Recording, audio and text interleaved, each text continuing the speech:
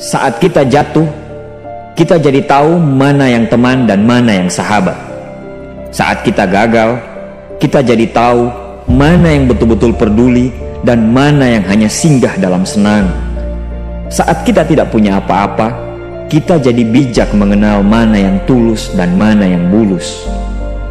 Saat kamu sukses, kaya, dan lagi di atas dalam proses kehidupan, semua orang akan memuji, semua orang akan menyanjung, bahkan semua orang akan mengaku kalau dia ikut berperan dalam suksesmu.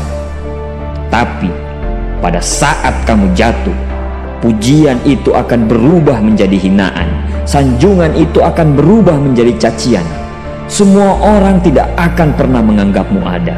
Percayalah, saat gagal, semuanya menjadi gelap.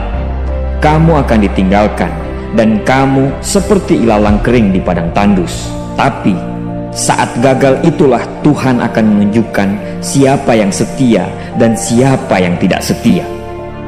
Kawan, saat-saat gagal itulah pilihan kita cuma ada dua: meratapi kegagalan dan membiarkan semuanya menjadi kalah, atau kamu bangkit dan menjadikan kegagalan itu sebagai acuan untuk bangkit dan terus bangkit.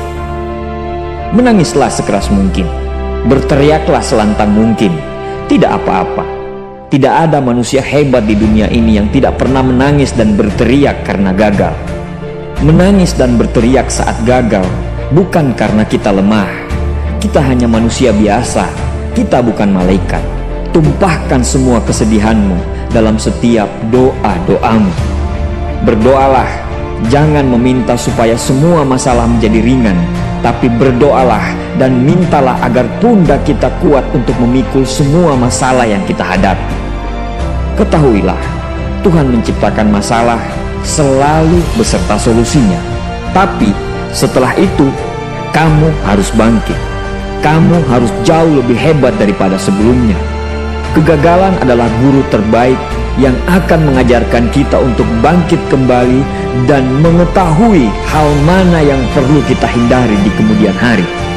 Ketahuilah, anak panah akan melesat jauh ke depan jika sebelumnya ditarik jauh ke belakang.